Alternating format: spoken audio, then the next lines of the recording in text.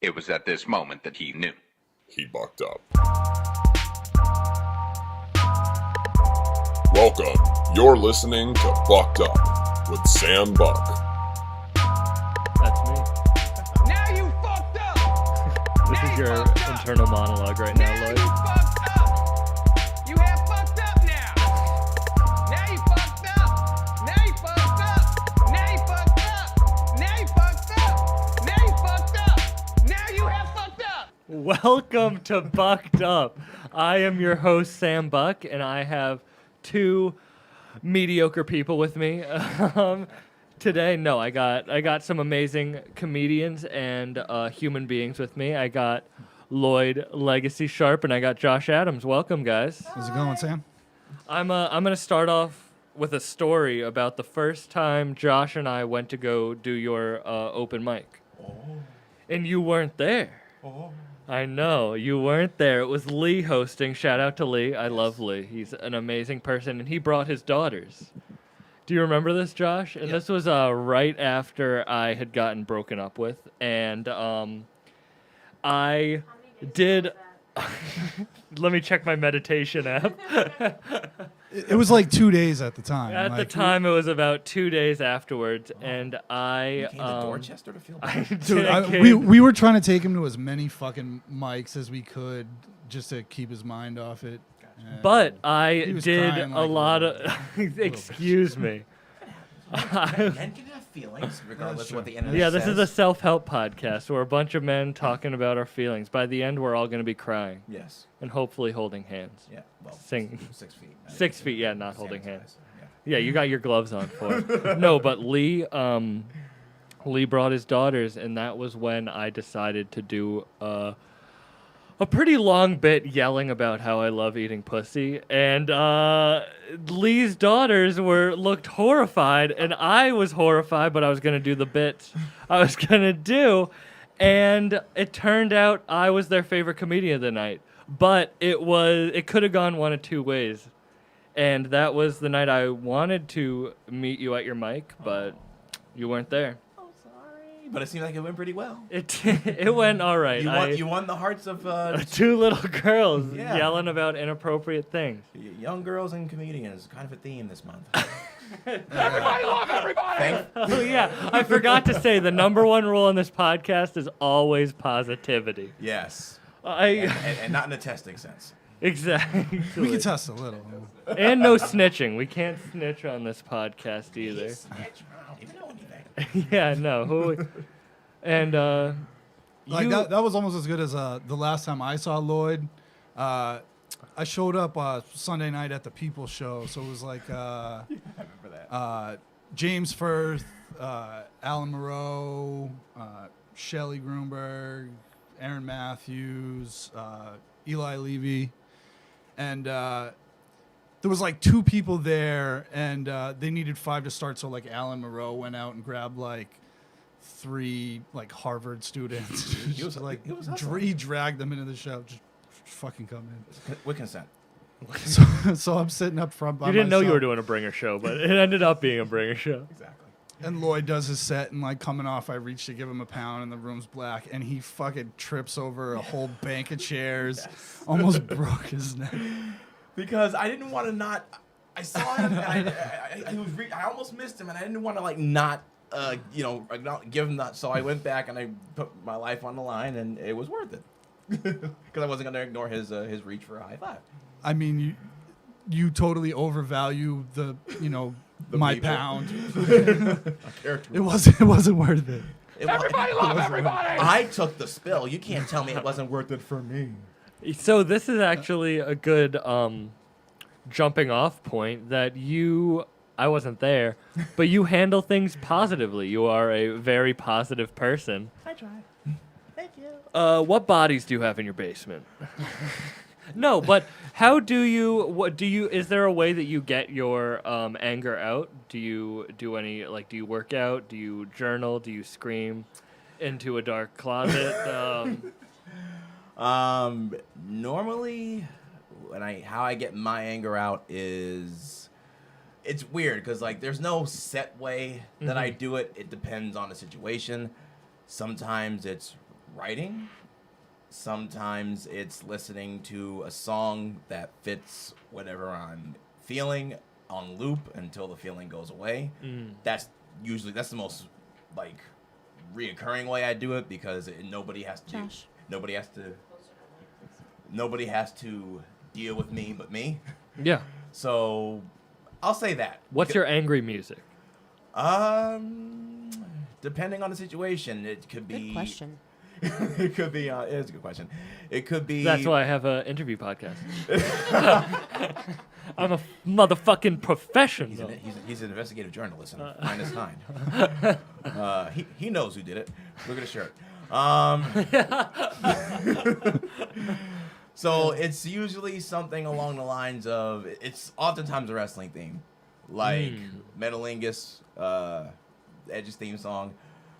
Sometimes it's End Ever After. It's sometimes Motorhead. Every now and then there's... I know Motorhead. I don't know anything about wrestling. And that's fair. If you don't know about wrestling in 2020, don't even bother educating yourself because it'll never be that good. Well, I only wear rap tees because I'm a basic white boy. And there's this rapper, West Side Gun, I like, and he releases T-shirts with wrestlers on them. And I buy them without knowing who the wrestler is, and then I'll look up who the wrestler is afterwards. And let me tell you the 2 shirts I have of wrestlers so far. I have a Chris Benoit T-shirt, and I have an Owen Hart shirt. I didn't know who Chris Benoit was until I was in the supermarket, and a man decided to come up to me and go, "Do you know who's on your shirt?" I was like, "No." And he goes, "Chris Benoit." And I was like, "Perfect, now I have a name to Google." Yeah. And then I found out. And that's what I know about wrestling. Yeah, you know what? That definitely happened. How did you get into wrestling? Did you like watching white men be fools? They weren't even doing this much when I was young. It's the spandex. It's the spandex. I was watching wrestling since 1990. What got me into wrestling isn't what kept me into wrestling. What got me into wrestling is having a family of people who spent most of the 80s going to the Boston Garden to watch it live.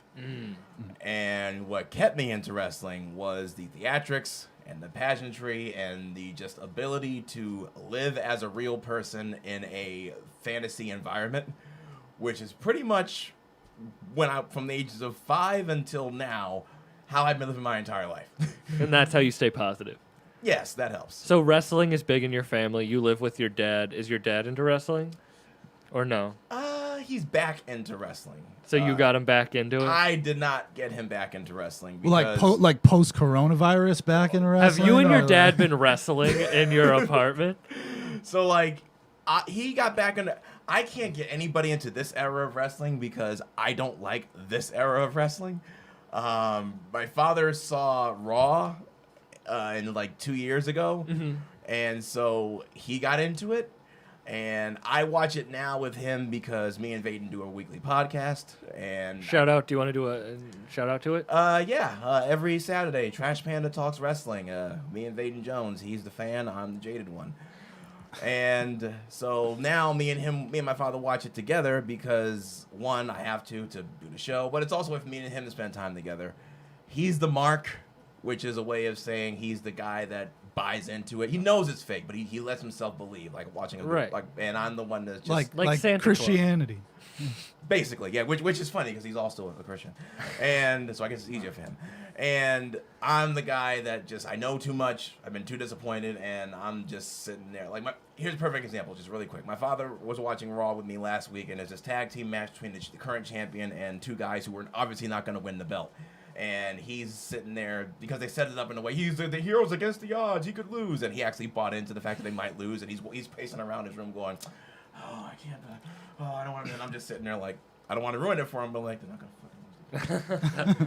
So yeah, there's that. Wait, question. So what was the deal? Like Gronk won the belt, and then he got jumped in his driveway. So Gronk showed up, had a cup of coffee at WrestleMania, and then followed Tom Brady wherever he goes, like he does in real life. And when he realized that he couldn't be a wrestler and be a champion. He had to drop the belt. So the 24/7 title is a title you can lose anywhere at any time, kind of like the hardcore title back in the day. And R-Truth basically found him somewhere, I guess, and rolled him up, and that was their way of getting the belt off of him so he can go play.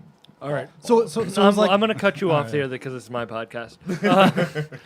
And also, I'm going to say I don't give a fuck about wrestling, so we're going to get out of the nitty-gritty in it before I go jump out that window. That's fair. We're going to talk about how wrestling helped you find yourself growing up. Oh, boy. You said it was like a family thing. Was that your output in life, like growing up as a child, was watching wrestling? I wouldn't say wrestling helped me find myself, but there was a lot of the way that I like to live my life that I saw in wrestling. Yeah. Like, before I even was really old enough to process what wrestling was and characters and this guy and that guy, I already had this... When I was 5 years old, I started living my life as a cartoon character. And eventually, by the time I was 10, the method overtook the acting. Because it was my way of dealing with a bunch of things that I was not understanding when I was young. And actually, one of those things led to how this became a thing. But in order to not have to be horrified by a lot of those things, I just chose to live my life in my mind as a cartoon. And the only place that I saw people being a cartoon outside of cartoons was wrestling. So even though I wouldn't say wrestling helped me find that, it is a lot of what I saw people... I saw people doing what I was trying to do. And that's how I kind of connect. That's how I stayed with wrestling.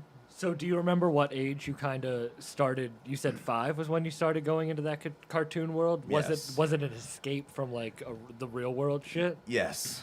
And is that stuff you still deal with now, or have you kind of gone through that? I mean, I've gone through it to the point where it doesn't affect me the way it did then. Yeah. But they are things that I definitely remember that I can't really like act like they didn't happen. The 90s were a period of time where, like, I've said it online before, like, I became a man before I was 15. And the reason why I do a lot of the things that I do and live the way that I do now to a way that people are always saying, how does he maintain whatever, is because I learned what right and wrong was on a very high level at an age where I can't play ignorant now. So there's a lot of things I saw when I was younger, things happened, but because of that, I wasn't able to deal with that then the way I can now as a learning tool instead of a crutch. So back then, I just chose to be a cartoon in my own mind. Were you always positive, or did you go into bouts of anger and sadness when you didn't know how to handle or cope with the stuff? Back then, definitely plenty of bouts of sadness and anger and crying and outbursts. Yeah. Definitely. Do you still get those now? I feel like I have a semi-good grasp on my outburst until one, of course, comes out. But talking about men with their emotions. But no, I do. Do you feel like you have control over them now, or do they still come now out? And over the last 5 or 6 years? Yes. Before that, the further back you go, the less so. Do you have a routine or something that gets you into... it doesn't have to be a daily routine, but do you have something that kind of gets you into the right mindset in the morning? Because I feel like that's a big thing for me.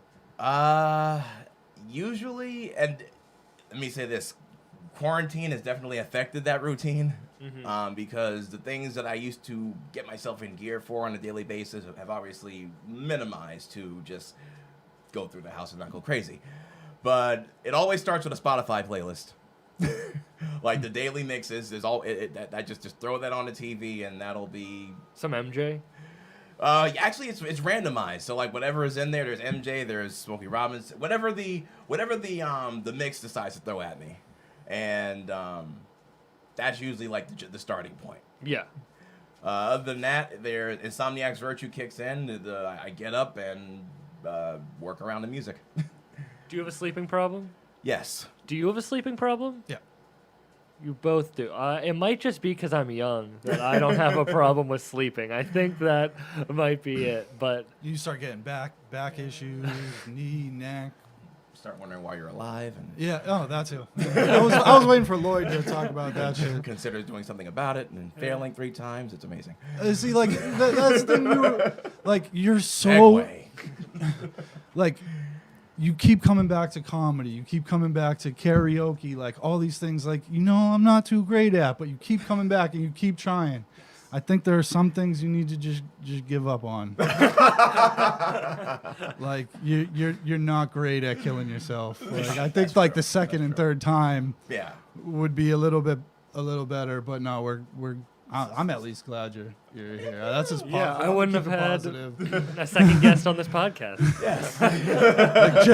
like Josh, come just in case Lloyd tries again. The fourth time's a charm. I need someone to finish it out. It's crazy. Like the only reason why I'm still here is because, much like a aspiring Hollywood actor, I failed to do with my life what I wanted to, and here I am. What age? So you're doing the big budget shit instead of like the off Broadway stuff that you really want to sink your teeth into. Exactly. Okay. Instead of I'm living life instead of not doing it. Yeah. So this it's just small, low layers. What when did you start being about positivity? And I don't know if that's your mantra of positivity. I feel like you preach it a lot. Like the amount of emojis you post. I'd say 2013. So that was late. Yes. That was late. Okay. What flipped that switch? Well, I was at a point where a lot of the toxic people that I had been around for the previous 10 plus years that had taken advantage of the vulnerability of me and my father after my mother passed away. Their stronghold on the circumstances were lifting, and as a result, my self-resolve was growing, and as life got me further away from them, I was able to be more of myself, and the more of myself I became, the more being positive and maintaining positivity showed how important it was for me to maintain. Was it a conscious shift to get rid of these people and cut them out of your life, or was this kind of they were moving away and then you were able to get freedom? A little bit of both. Like it was, I knew long before I had the circumstances to do anything about it, that these are not people that I need to be around, and these are not people that are helping me progress in any way. But due to, I'll keep it to the question, due to the circumstances around them, I couldn't do anything about them without somebody else getting hurt. And I gave an example of that before the show, of how that operates. So around 2013, two of the people were in the middle of a relationship clash. And them falling apart and their separation was opening up my household and allowing me to take control of it in a way that I hadn't while they were. And one domino falls and falls and falls, and here I am. But if it wasn't for them, I could have had this life a lot sooner. Which is one of my few regrets. Do you regret that? So was there like a day that you woke up and you were like, you know what, I'm gonna take life for myself? Yes, actually, but it was almost fortune that it worked out that I could. That day came in 2014 when I finally said no to the dominant, toxic, narcissistic figure in my life at that time, and who had pretty much been using the weakness that I had when my mother passed away about 10 years prior against me until I was like, wait a minute, he's not telling the truth. He's gaslighting me. But I didn't really get that until the day in 2014 when I said no. And I got to tell you, saying no, it is one of the most underrated joys in the world when you are able to just say no and let that be that. Not let anybody guilt you, not let anybody tell you that you're wrong for it, not anybody tell you that, well, who do you think you're talking to? No, just no. And those two letters pretty much jump-started the life that I have now. Was there a direct correlation between that and when you started stand-up, or not direct correlation, but what year did you start stand-up? 2016. So there was a little bit. What were you doing in those 2 years? Was that just the self-help years? Were those trying to focus on yourself? Yeah, I would say that from 2014 when you said no. Yeah, when I said no, and in the next year when I was completely rid of those people. I mean, they tried to come back, but when you've been to hell and you get out, you learn not to take the exit route there again. So those 2 years are definitely about finding my identity and realizing how much of myself I had lost in what they were putting in my head in my vulnerable state. How much I was told that you need this and you need us and this, and realizing being in a world that they weren't controlling, I was experiencing a lot of things that I never knew were or were true.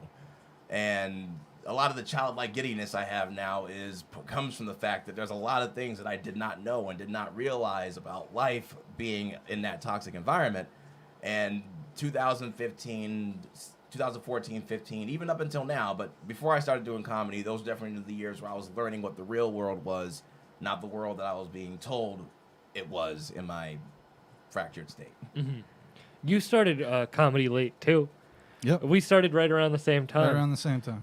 Did that, I guess was there a correlation between comedy and self-help, starting comedy and wanting to or was it more of a... I mean, yeah, absolutely. Like if just even going back, before starting comedy, like as a kid, I always, was a joker, a little bit of a class clown. But like when it got to points in life when, like writing a eulogy for my best friend, like back in 2002, like I'm dying. Everybody was dying inside, but I'm trying to make everybody laugh and remember, funny stuff. And it was the same thing when his sister, who was the love of my life, passed about 8 years ago.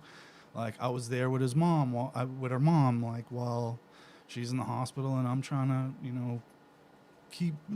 give people a little break and laugh, even though the whole time, like you're pushing destroyed, yeah, absolutely exactly. destroyed. And I think that's something that, most of us understand, like, to some extent. Like, yeah, like, a lot of the times, like, the earlier you go through some hard shit, the more time you have to kind of build that skill, like, being funny to get through shit. Like, yeah, a lot of mine came a little bit later, like, but that's still sort of what I go back to, like, and try to think about with people who, fucking spend money to see any of our tired asses fucking tell jokes. Yeah. But like, yeah, some people, they just, you need to laugh. And like, I think, I know both you guys pretty well. Like we're all, relatively empathetic people. Like sometimes like, if I can make you laugh, then it's okay for me to laugh too. Yeah, totally. And yeah, that's what we all kind of where love. it comes. Do you, when stuff happens to either of you, do you feel like you can take that and grow from it immediately, or does it take time? I know it's a different situationally, but Would you like to take this first or me? I mean, it's always going to be situation to situation, you know, and yeah, like, and things become easier after time, like I see it sort of like, people who, will smash bricks and do like karate and stuff like that. You can't do that right away. Like you got to keep smashing and breaking your hands. It's what's called calcium deposits, and that builds up, and then your hands become stronger. The more shit you get hit with, the more you can take. Whatever doesn't kill you, all those cliches and stuff. But it's sort of like if you're on stage and you get heckled for the first time, you might freeze the fuck up. I know I did. But like the 100th time, you're not you're not even thinking about it. You might have programmed responses already. So like, yeah, I guess it evolves as you grow up, and the more shit that you go through, like, yeah, if you've been through a lot of shit when you're young, you're predisposed to that. Like, it might be a little bit easier to deal with when you're older. Doesn't mean that it doesn't hurt the same, like, and leave scars. Like, you never know. Everybody's different. Everybody handles things different. I handled situations different. Like, there've been times, like, things that have happened, years ago that I'm still trying to deal with, and that, that's another reason why I'm doing this. So yeah. I've always tried to take the things that I learned, and I use them as lessons, not crutches. And again, I learned I learned a lot of things really early. I wouldn't say that I try to learn from them. Because like What are some lessons? I know you're being vague, but like, what are some of the lessons that you learned young? Do you think that? Well, that's the thing, because like the way you described it was like really like some situations you deal with better, and sometimes you can just get over it. I think because of what happened, I'll get into it. Mm-hmm. Well, that's another thing, because the childhood thing, that's a long story. Mm-hmm. There's no simple answer. So if you want that, I'll definitely give it to you. Oh, I'd love it. But because of what I learned then, and because of that stretch I spent around toxic people, I'm preconditioned to take everything that I had then and everything that I learned now and immediately pull from it the lesson, the fault, be it on my end or the other, and go from there. Like, there are certain things, if they have a certain gravity to them, that I might dwell on, that it might bother me, but my mother died in my arms when I was 16. Nothing has hurt me that bad since. So if you can't hurt me as bad as that did, you're not going to get me very upset.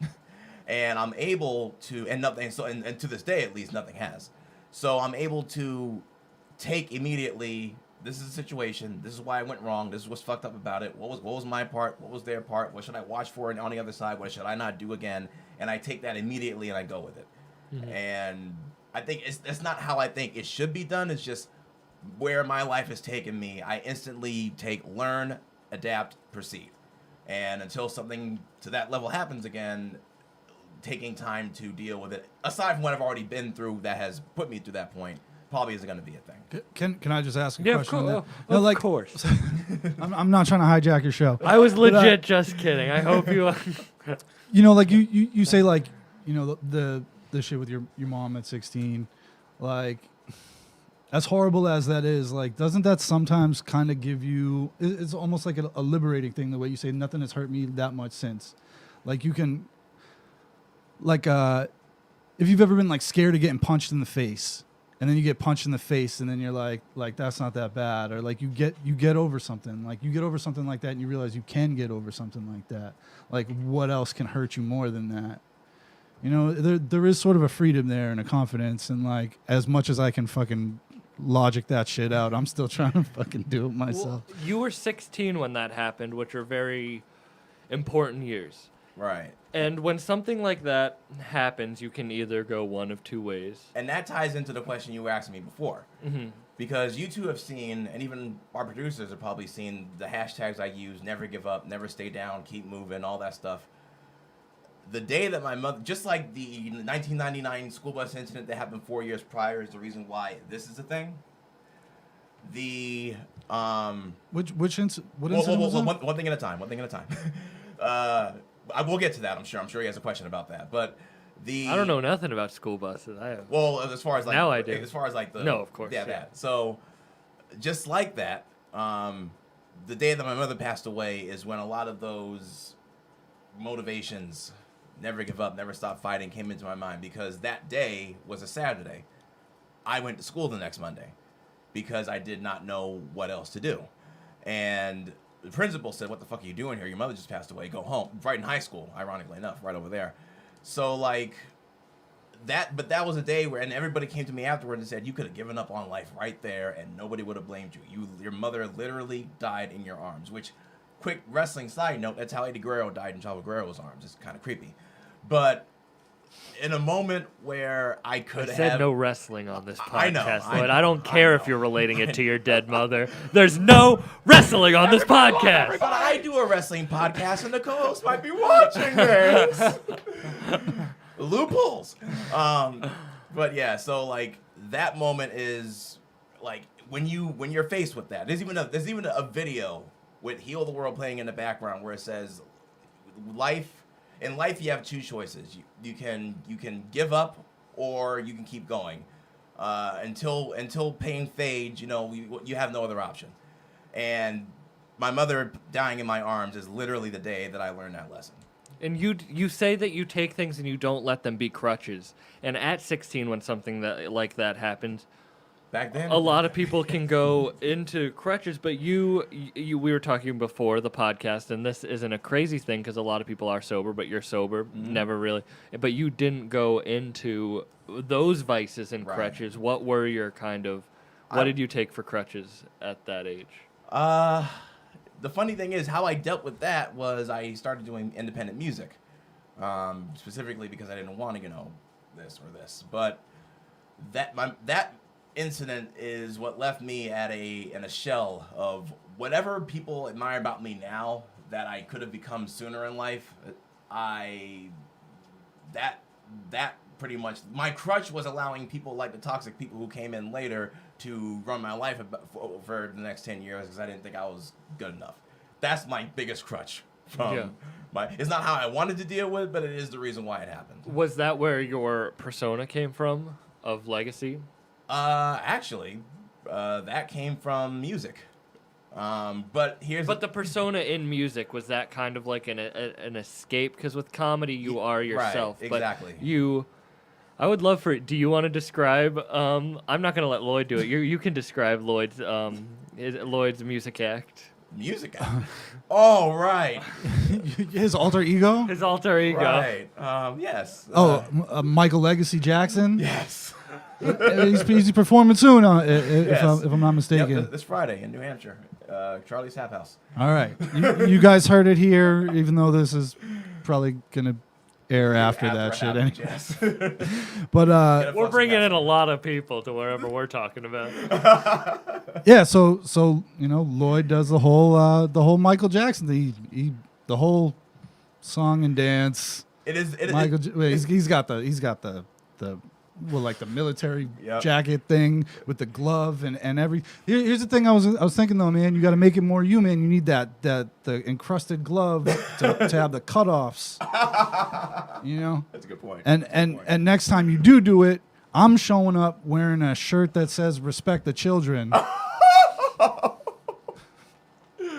Be a grown up. It's gonna say, "Be a grown up. Respect the children." That's classic. I love that. All right. No, But don't worry, Lloyd has no interest in looking at little kids' buttholes or anyone's buttholes for that. But was that alter ego did you go into kind of alter egos at that point to get out of? So Legacy wasn't an alter ego. It was actually just my rap nickname. But the reason why it stuck is because people started calling me by it, and I knew that. As I continued to do music, I knew I probably wasn't going to be doing it forever because the industry is just, let's just say that's the reason why I turned down a $2 million signing bonus in 2008. But people were calling me that, and I didn't want to just have a name for like just something that sounded cool. So in 2005, I gave it an acronym. Actually, no, in 2003, I thought of an acronym for it, but I didn't start adapting it until 2005. And that is Love Ever Growing as Contempt Yields. That pretty much is my life philosophy, and since I can add that to my nickname, I can't say that's an alter ego. That's really just me. Yeah. But because people were calling me that who didn't even know I was doing music, it just kind of stuck. And I wanted, if it was gonna stick with me, and people were gonna call me that, I wanted it to have meaning. So that's where Legacy came from. Have you felt the contempt start to yield yet? No, thankfully.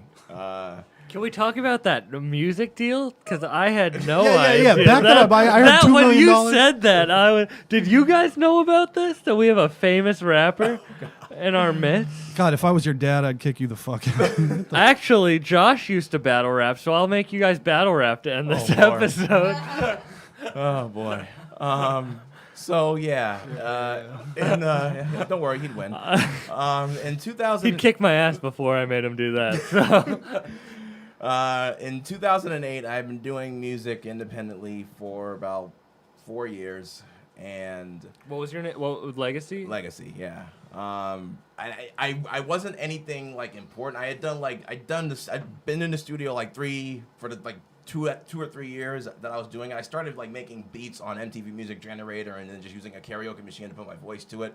And eventually someone said you should do something with that, so I started using the studio.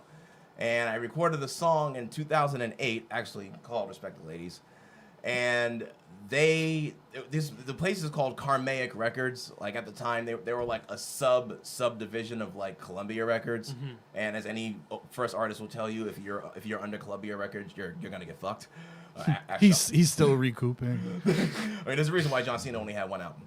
That's why you only have 2 shirts? I got plenty of shirts, but yes. I wish that was the reason. But anyway, so the record deal. Respect the Ladies was actually gaining some traction at a time where that was crunk and all that music. A song like that, even no matter whether people like it or not, is not expected to really draw at that point. But it was starting to draw, and it was recorded under their umbrella, so they considered giving me a record deal. So I don't have a lawyer at the time. So I am reading. I should have gotten you guys on a podcast sooner. So I made the decision to read the entire contract. There is a contract. Read the entire contract myself. Now I have a friend of mine. Her name is Amina Gunn. She used to work at Midway. She might still work at Midway if Midway even still works. And she told me, she lived on Hewan Street in Dorchester. We grew up together. She said, on your first record deal, I guarantee you're gonna get fucked. And it wasn't until I actually had a record deal in front of me and I read the contents of it that I realized she was right. Now, $2 million sounds like a lot of money until you consider what they were asking me to do in order to get that money, which I will get into. And aside from that, as a person who got that close to the industry and had to learn these things in order to figure out how to progress, the money you make after you have to delegate it out to all of your people that you need to sustain a music career, $2 million, you won't have more than half of that in 8 months. You got Don King. Well, I You didn't. ended get up paying $8,000 for towel. Well, thankfully, it didn't get that far because I read the contract. And they were saying, well, it's $2 million. What's wrong with you? I'm like, well, let me read the contract. So I read the deal, and including but not limited to things I would have to do or I would be in a breach of contract and not get a large amount of money were the following. Get a piercing here, get a piercing there, get a tattoo right here that basically said fuck women or women with the the circle and the cross out thing with it. I have to wear a red bandana on this leg, a blue bandana on that leg. I would have had to have a ghostwriter. And I would have had to wear a wire for 15 out of 24 hours, and I would have to play this gangster gimmick character. And since I would be wiretapped and they would review it, if I didn't play the character for 15 out of 24 hours for the duration of my contract, I would forfeit the contract at any time and not get that $2 million. 2008 was the year when I had my first of 3 suicide attempts. So let's just say I wasn't in the best position to further sacrifice myself for an amount of money that probably would have been gone within a year and a half. And I will say this before you continue. I'm not saying it's a bad thing. There's probably somebody out there to fill that role. But where I was in my life and what they were asking me to do and the little bit of my own dignity that I had at that point, it wasn't for me. And who you are. Exactly. His soul is worth $3 million at least. No, so did they just... Because you said your song was Respect the Ladies. You weren't... That's the song that got their attention. So did they want you to just... Was it kind of overnight change who you were? Yes. Or were there kind of hey, you should go in there and start rapping about this stuff? Or, hey, get this piercing first. And then, hey, I'm going to get you just a tattoo of a woman.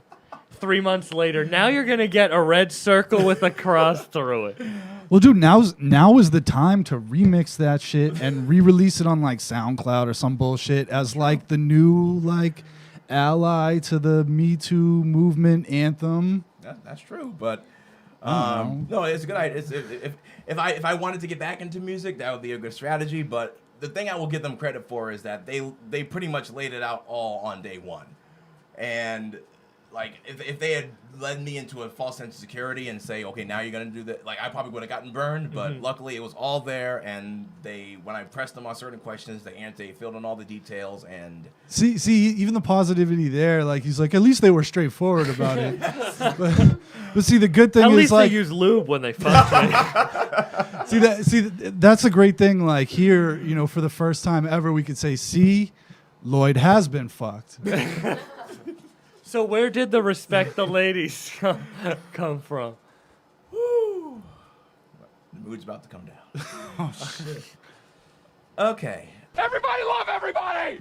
Hey, you should pull up his rap song to play as a background over this sad story. Yeah, can we find the Is it out there? So Respect the Ladies song? I don't know if the site still works, but it's on MySpace along with my other songs, and Wait, what's MySpace? It's a thing that was once good, and now it's what Facebook is going to be in a year. And It's at myspace.com/Lloyd Sharp the artist. If anybody wants to test to see if it's still. Oh, there's your comedy underground set. Ah, nice. Remember The live people comedy? can't see this just yet. Remember live comedy? Remember live comedy? So you, So where did the Respected Ladies start? yes. That in itself, and how much? Is there a time limit here? Because I need to know. I mean, there's a time limit, but I'm All not. right. We're like- good. We're good. Okay. Yeah, I mean, we're how good. much time? Like That, an hour? It's a long. It was not going to take that long, but like it's a long story. I'm giving you 26 seconds. It happened. Next question. How about a 10-minute one? Yeah, that. Oh, that one. shout out Better to summary? Ani Moosh, our producer. That was that voice. Hello. Yes, thank you. So Josh much. is not that good of a ventriloquist. All right. Yes. So I think I can do it within 10 minutes. Probably even not even. But where did this come from? Okay, so Where did you buy that shirt? Yes. that's easier. I made it. So I mentioned earlier the learning things at 5 and whatever. So here's an example of one of the things that I heard for the first time and couldn't process that made me think being a cartoon is easier than this. I have a cousin who I will not name because I'm a decent human being, and he's on my Facebook list. And no snitching. Exactly. Yeah, that's number 3. Exactly. And Did you have a particular song, Lloyd, that you prefer? If it works, play "I Swear to God" 'cause that's like the Okay, best. That's the I'll best, find it. Sorry, please continue. that's the best one on there. I gotcha. So I, for the first time, heard something in like this as a 5-year-old. My cousin says, "Hey, Lloyd, you want to hear a joke?" I'm like, "Sure, whatever. I'm 5 years old." Okay. He said, "What's all that useless skin around a pussy called?" And I said, again, 5 years old. He said, "A woman." And it's okay, you can laugh. Everybody love everybody! It bombed when Josh did it on stage, so I didn't think it was Hey, gonna work. now. the first time I heard that joke, a woman did it, so it was See- okay then. See, even though as an adult, even if that wouldn't be my humor, I've often said if I'm the only one not laughing at a George Carlin concert, it's not the freaking joke, it's me. It's just not my thing. But I don't like Sam George doesn't like Carlin me. either. but like hearing that at 5 years old, like that just that moment is it sets the stage, if you will, for what led to the 1999 incident that this became a thing. Because my family, and I'm going to be very, very generous here, and I'm going to describe it like this. I have a family member who came into the family as a result of my family, someone in my family, getting very, very friendly with another member of my family, and I have a cousin because of it. That's all I'm going to say. So these are things that I was hearing, and some of them even privy to, before I ever caught a Pokemon. And like I went to my mother one time. I was 7 at this point, and I asked her this question the best way that I could think of it. It's not going to sound good in 2020 context, but it is what I said. "Mom, why do we treat them so badly?" And by we, I meant men, and by them, I meant women. Because I'm seeing this stuff in my own family. I live in Dorchester in the 90s. Not exactly the best time to expect women to be safe on the streets. And I went to school in Dorchester for about 4 years, so I saw a lot of that. And I didn't get it. Like, none of it made sense. And more of the same of these acts of just, women not really mattering, and women just being, just get in my car, and which is not a 50 Cent song. It actually happened a lot in Dorchester back when I witnessed a couple of these incidences, and I would say, I didn't get it. Like, why are women being, like, in my mind I'm saying they because I didn't know any better, but why are women being treated like they can just have anything be done to them and they're just supposed to accept it. Because that's the culture I was growing up around. Not so much that we're being taught to my parents, but whenever I wasn't home, that's what I was being exposed to. So all of these things already in my mind that I don't understand leading up to 1999. And 3 years before that, I'll never forget it because my therapist, I always bring this story up when I tell this story because my therapist sent me an email in 2013 from a session she had with me where apparently a quote that she highlighted, like she put it in like pink or something in the email. And she said, I'm 10 years old, but I'm saying, I see a lot of people doing things that are not okay. I don't want to be a person that does things that aren't okay. And that's the best that I could do to rationalize what I was experiencing. But she said, that's how I knew that you were going to be a different kind of man. So all this leading into 99, and some people have heard the story before, but I'll tell it for the sake of where this came from. I was on a school bus, and we were on the way home. There's one girl on this bus, and I'm going to say girl because she was not a woman, and there were several boys on this bus. I'm going to say boys because same reason, on the other side. And gotta laugh somewhere in here. It's not gonna end well. Can you explain that a little bit? Everybody love everybody. Yeah. Yes. So basically, the entire year, they were always teasing. Like it's the same people on the bus all year long. Like it's like a list, the assignment. They were teasing her all year long, and we're gonna, but they never actually did until this day. When all 6 of them, not including me, there's 6 other ones, I'm 7th, but there was all 6 of them decided to do what they were, I'm going to say threatening, but they called it teasing, threatening to do. And I didn't feel like I could just sit there and do nothing, so I tried to intervene. I was able to get 2.5 of them off of her, and those 2 of them and the other half sucker punched me.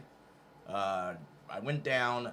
They pulled my arms behind me like this, and like one of them were stepping on my.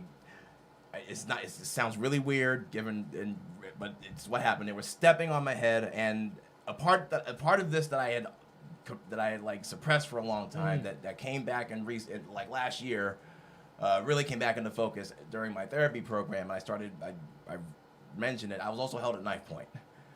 So at this point, I'm in a position where if I make any sudden movements, I could possibly die, which means that I wouldn't be able to do the only thing that I was thinking of at that point, and that was save this woman, girl.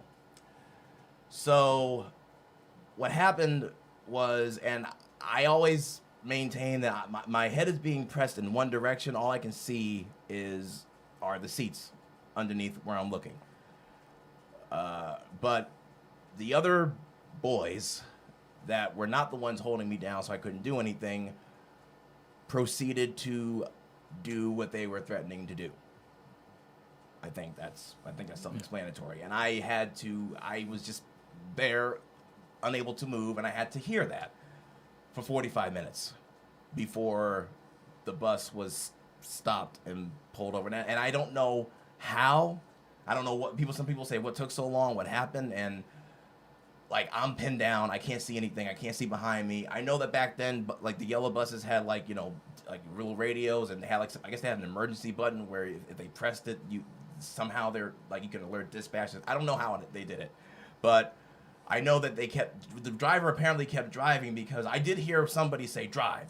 So I'm assuming that maybe one of them were like doing what they were doing to me to the bus driver and making them go.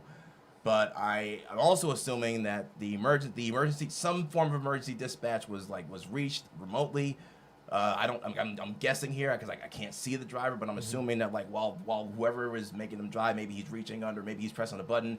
45 minutes later, and they were doing this to her the entire 45 minutes that I was pinned down after that.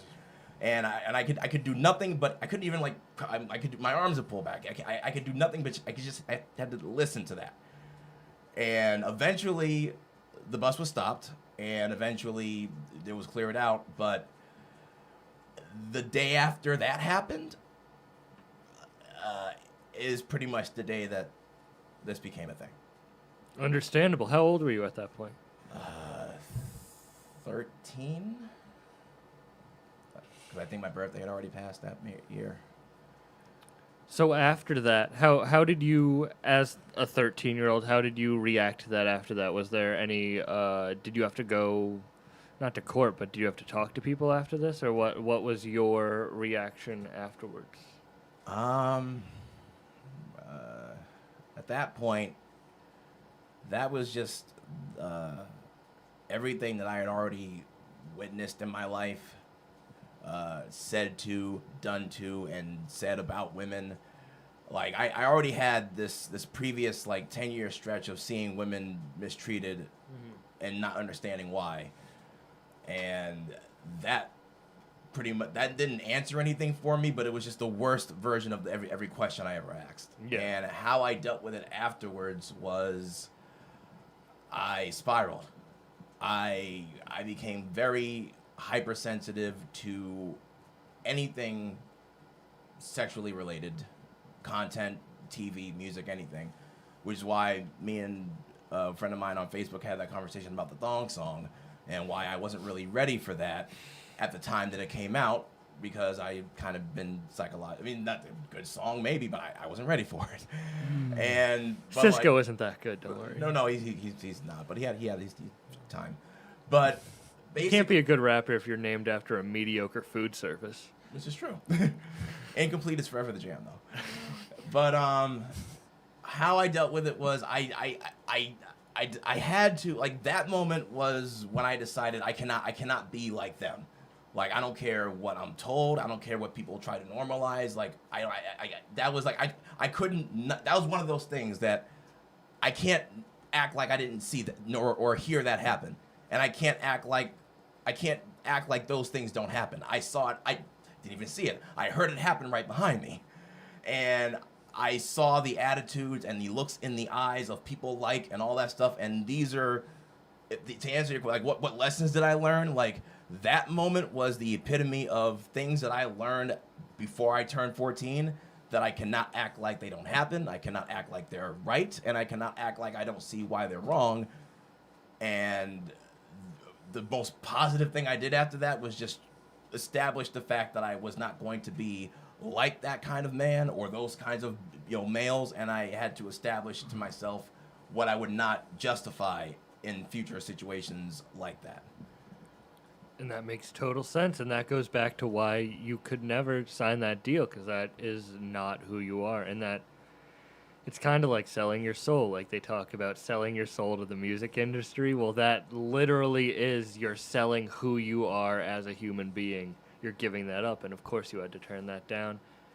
And there's a lot, and that is a true thing in the music industry. And there's probably somebody for that role. I just it couldn't be you, Exactly. especially because you are such a good positive force in the Boston comedy scene, and you kind of,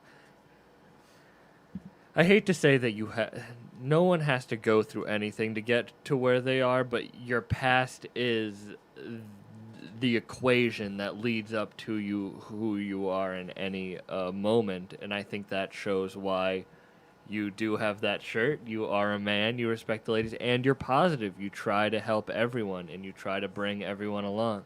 I think that is something that you do too. You are very loving, you're giving, you're helping. Just on a much smaller scale than Lloyd. But you had to go through stuff to get to that point. I guess this is when you were 13, you went into that cartoon world, I'm guessing deeper. Mm-hmm. When did you pull out of that? I never did.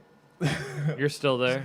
Yeah. Like, Lloyd's not a pullout guy, or a put-in guy. So Everybody love everybody. Speaking of which, I got a question. So you said, like, that thing turns you off from, like, anything like sexually exploitive or anything like that. Most people in the scene sort of know you're just kind of doing your own thing. Like, you ever think about having a family or something like that? Or I can answer this question. Well, we're hoping you fucking answer the question. So why is it that I'm still a virgin at 34? I mean, I don't think that's asexuality is a big thing. Not that you're that. But no, you're right. But I know that that's something that a lot of people. Did you see the new Terminator? Well, Arnold Schwarzenegger was asexual in that movie. Basically, everyone who's had sex and knows how good it is like, what the fuck, Lloyd? Right. Exactly. So I will concede because he did kind of make a connection there, and that incident isn't the reason why I have not had sex to this day. Obviously, back then it didn't endear me to it at all. But my reasons for not having sex so far in life actually has very little to do with that, and it's just more the general principle. I don't do one night stands. Just don't believe in it. I am a person that and it's not a religious thing either, because I know a lot of people. No, I think that at least. Trust me, we know it's not a religious thing when you have respect the ladies on your shirt. Right, exactly. That's never a religious thing. Exactly. Yeah, Jesus didn't die for that. According to the white church. The thing is that, like, I believe that sex should mean something. This is my opinion. I'm not saying I'm right. But for me, it has to be with somebody that I do care about on that level, whether we're married or not. The second thing is I refuse to have sex unless I'm dating someone, and only with the person I'm dating, which is the most boring thing a man can say in 2020, but it's been the reason why. But it's a big reason why I've been a virgin for the better part of the last 20 years. And while I don't think that actually Trevor Dion actually mentioned this to me in Rhode Island. He actually came to me, and I respect him for this, because rather than going and talking about behind my back, he actually came to me and asked a question. He said, is not having sex with women, is that some kind of pride thing for you? Is that something that makes you feel like you respect women more? And I say no, because I don't think that I respect women any more or any less than anybody who has had sex. The reasons why I haven't had sex right now are reasons that I stand by for the reasons why I stand by them. But as far as being better than anyone who has, or does that make me feel like I'm like a feminist or something? No. And the way I play it up on stage as being, chasing the 40-year-old virgin record and things like that, like, when you find out that I'm a virgin, that's funny enough in itself. A man in his 30s who's funny to me because I'd fuck you right here. Right. But it's like, it's unusual. So like the way I deliver the way I play it up on stage, I'd be terrible at dirty talk. It's actually 69. I say Gray Summer. These are things that I play up on stage in that bravado way that I do, but that's just me using my real life in order to help for a joke. But it's nothing that I think I'm higher than anyone for. And that's just for anyone that might wonder what Trevor Dion wondered and not be as nice as he was about it. There's their answer. I love Trevor Dion. I love Trevor too. He's amazing. So basically, ladies, like, you gotta put your time in. Fucking cook for this dude or something. There needs to be a woman who makes a shirt that says "Respect the legacy." Oh my God. It should That's our be next you, merch Sam. item. Can I make shirts that say "Respect the legacy"? Yes. I mean, All right. Is it gonna have like a dead wrestler on it? Chris Benoit did not respect his wife that day. Or his kids? Or his kids. Yeah. Well, one of them, Yeah, there's one still around. He wasn't there. And He respected one of them. Yeah. You forgot about him. Probably. You know what? On that day, that was a form of respect. That was a former. Because if he didn't forget about him, he would. Anyway, no Like wrestling. 2 days before, the kid was like, "My dad never remembers me." He's like, "Son, I'm sending you away." I don't remember you because I want you to live to forget me. But that's the thing. Until he sees me in the mall with my shirt on. Right. I think he'd forget me less if I was in the mall with my shirt off. That's a sketch right there. You two need to shoot that sketch. We need to get Chris Benoit's child. Chris Benoit Jr. Or a reasonable facsimile thereof. You're just gonna like hang out in his neighborhood in your in a sweatshirt just every day. And then just take my shirt off when I see him. But yes, that is the answer to that question. Josh, follow-up question for you. Why don't you respect the ladies? Like me and Lloyd have this great yin and yang sort of thing, like aesthetically and both inside. So no, I like to think that I'm happy that I'm not getting canceled for that. can't cancel Sam Buck. That would be bucked up. Ooh. Now you bucked up. It's like how do you compare to Lloyd? He's like that line in fucking in 40 Year Virgin. Like, I respect the lady so much I completely stay away from her. Like, I don't fucking lie to women. I don't tell them shit that isn't true to get laid. Like, I'll tell them I'm an unemployed comedian with a small dick, and if they still want to fuck me, like, that shit's on them. One of those things is a lie. All right, yeah, that's true. And you're on a podcast right now, so you're not a comedian. It's my podcast. I'm not a comedian either. Ooh, why do you hate yourself? Why do we all hate ourselves? You need to get a podcast where you interview me about my dark past. So, Sam, where is it that you bucked up? His mom did. A lot. Oh, did you fuck up or sideways? I'm sorry. Next question. That's why I have that joke. Daddy issues are so 2010s. In the 20s, we're dealing with mama trauma. This guy can rhyme. He should have been. Legacy Junior. Oh, God help us. So I'm gonna go. I'm leaving you be for a second because I've Stay close by. yeah. What flipped the switch to make you do comedy? We've heard all of Lloyd's life. So I decided to quit after 2 suicide attempts. No, it was always like one of those things like I had thought about, you're a kid, you're watching a comedian, it's like, how fucking awesome would it be to get paid to make people laugh? And then like I said, as you live and shit happens and you see like humor is starting to be your defense mechanism or what have you, and then like back in 2012 when this girl I had been in love with since I was 14, my best friend Helen passed away. Another good friend of hers who had actually dated before was comedian Chris Post. Awesome guy. Shout out, great shout out to Chris Post. And I was living in California at the time, and like shortly after she passed away, Chris started going to mics, and I was still kind of getting my shit together, and he was doing it, and I'd call him from time to time, like I'm thinking about doing this too, man, like not trying to steal your fucking thunder or take everything away from you, because like we both have similar fucking tattoo. We both have like the sicko sign fucking somewhere, like Boston Skyline tattoos, and went to the same school. Are there had matching? all the same friends. Not matching, no. Thank fucking God.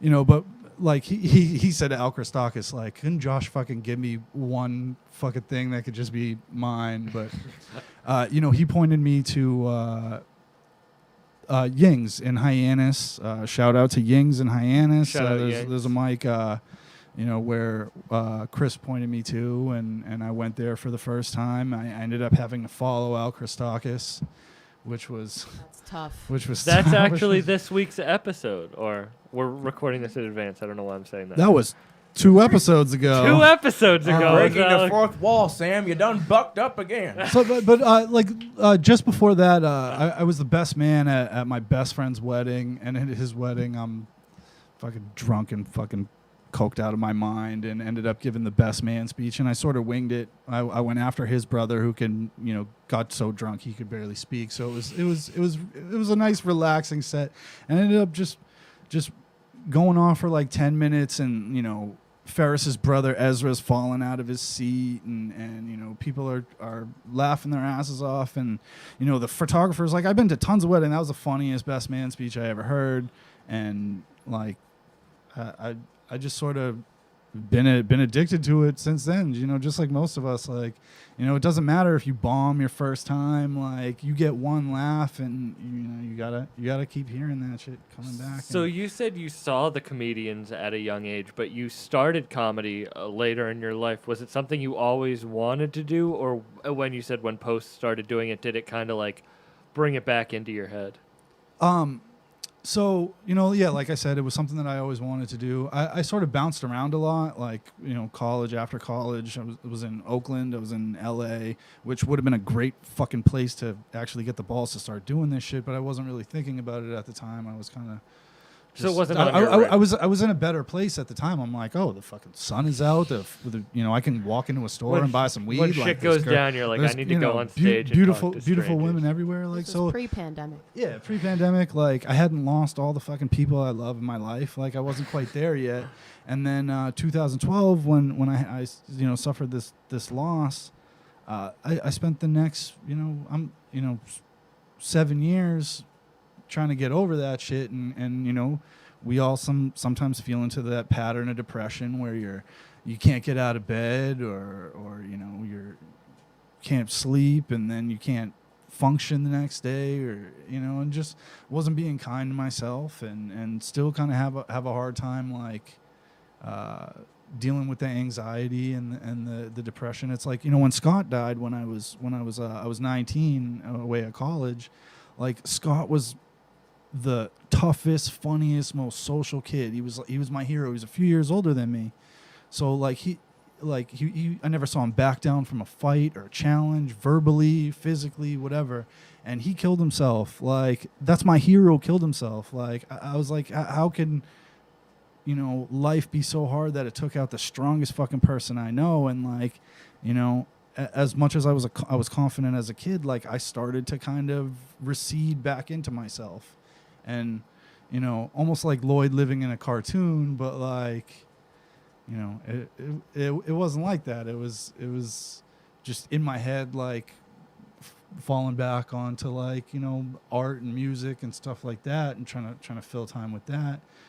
But like, I wasn't going out, I wasn't socializing. Like, I'd be canceling plans on people. Like, I sort of fell out of groups of friends that I grew up with because I was just in a bad place. I wasn't dealing with it well. What flipped the switch? My ex-girlfriend convinced me to go to therapy, and I realized when I was in therapy, I wasn't talking about my shit. I was just like, this is how this Bill Burr bit fucking relays to like what I'm going through now, or like, this comedian said this, or like, I'm thinking about doing this. It was like, what the fuck am I paying you for? Like, I could go fucking sign a list and talk to 5 people for, and it's hack as shit. It's a hack ass fucking premise. I know that, like, oh, free fucking therapy, but like, it's true. Like, it is true. And I actually had to go to therapy to be like, all right, I could pay this guy X amount of money to listen to me for fucking 50 minutes and he shoves me out.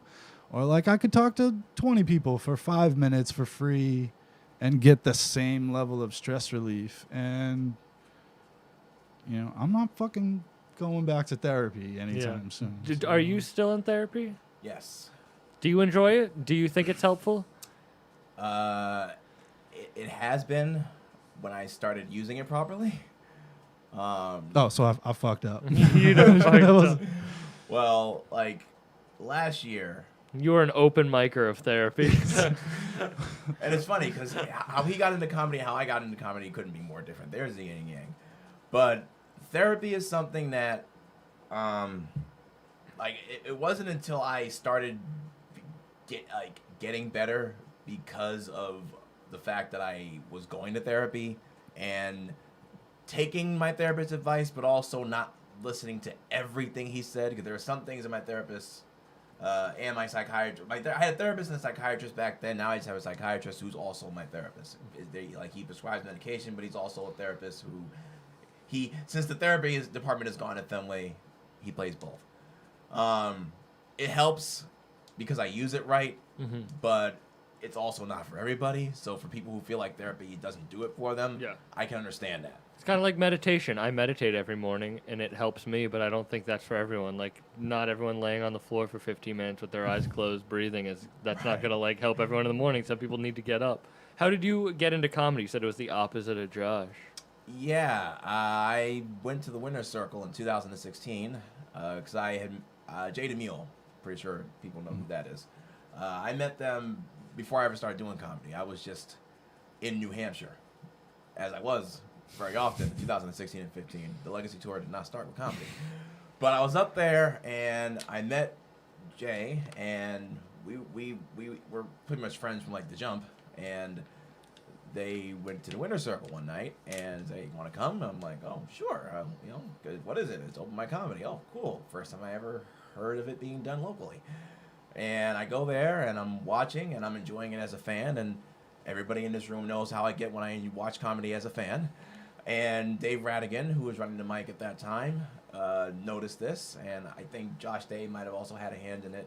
But it ended up being Dave Radigan who came and said, hey kid, you got a lot of energy. You want to go up next week? I'm like, no, I didn't come here for that. I'm just here to watch Jay. Are you sure you don't want to go up next week? I am sure. I just came here to watch Jay. I'm gonna go home now. Well, we signed you up. You're up next week. What? That's how I got into comedy. Just a fan who was given a chance, and that's literally how it happened.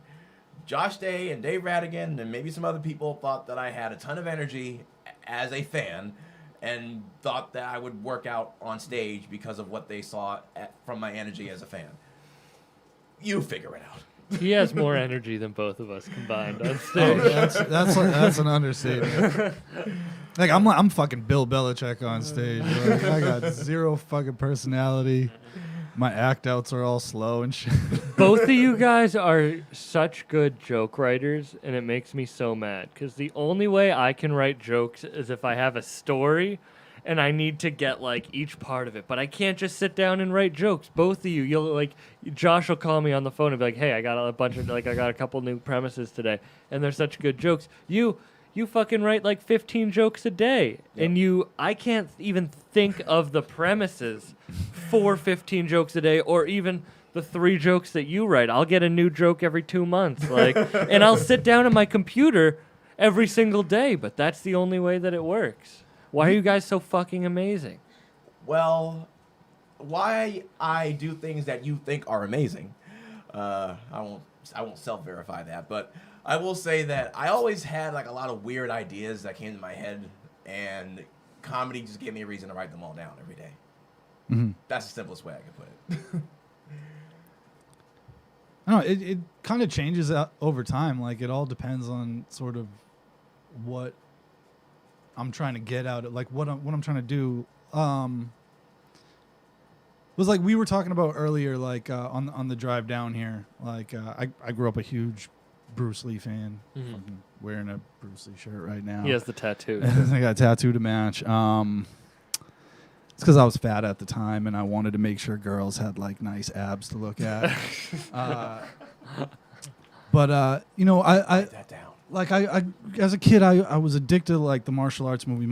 I was grounded once. My dad snuck me out the house to see Bruce Lee movies, and I was addicted ever since. And like a lot of what I love about it is the philosophy that like moved from classical martial arts, where it's like you gotta do this, and this, to like what works for you, and taking a little bit from everybody. It's kind of like we're all fans of comedy.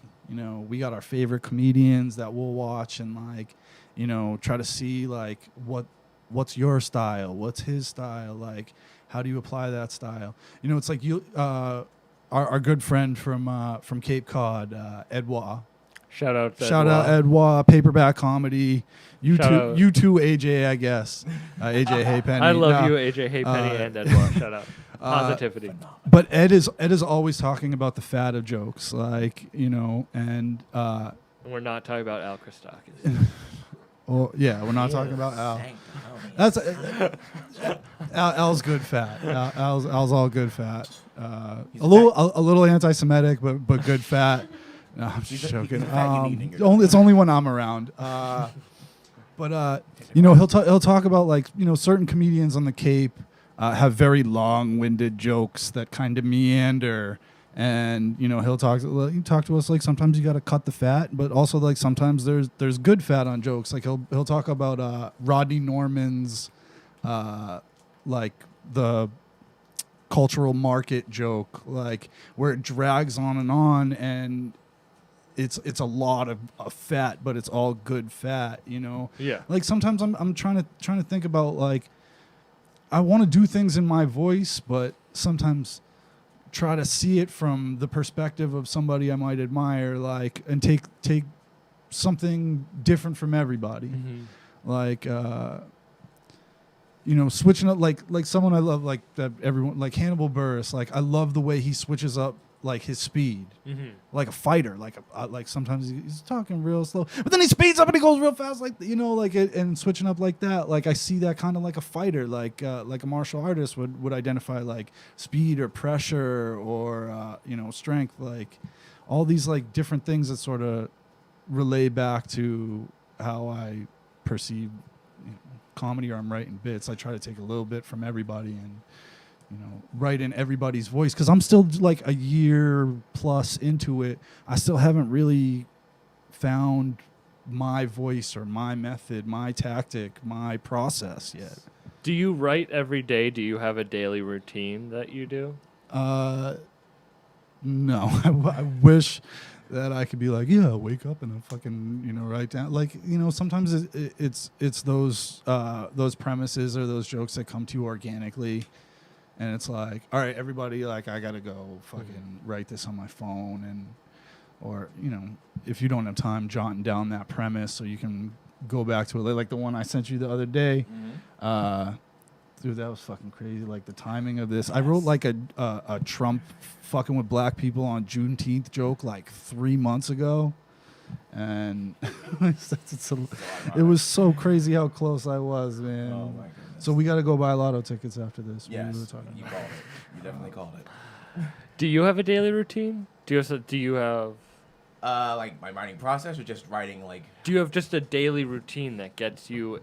Do you write every day? Do you do certain things every day? Do you? So, I try to write every Monday, as far as the session goes. That's your writing day? That's like when I actually like take the bullet points and everything that come to me throughout the week, and actually try to make sets out of them, or like make jokes out of them. When I take the ideas and actually put something on them, it's usually Monday.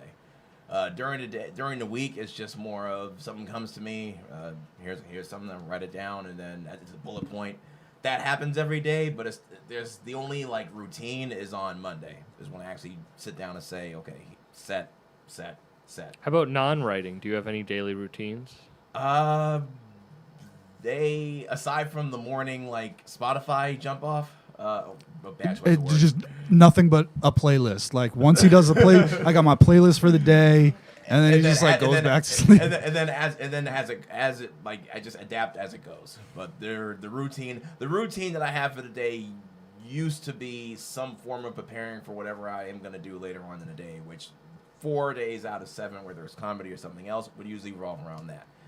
That hasn't been the case for about 4 months, so now the only routine thing where it's a thing that happens every Did I day. ask this question already? I'm such a bad podcast host. You didn't Doing ask. great, sweetie. You didn't. You didn't All right, I'm you so officially much. stepping in and taking over for you. Josh is taking over for the rest of the So- podcast.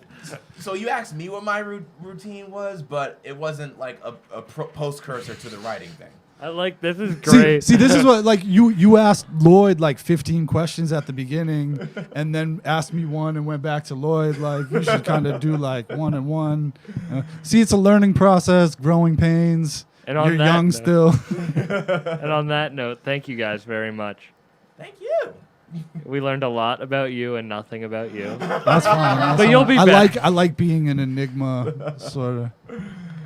All right. Thank you guys very much for It being was on. at this moment that he knew. Thanks, Sam. He fucked up. See you next week. Wake up.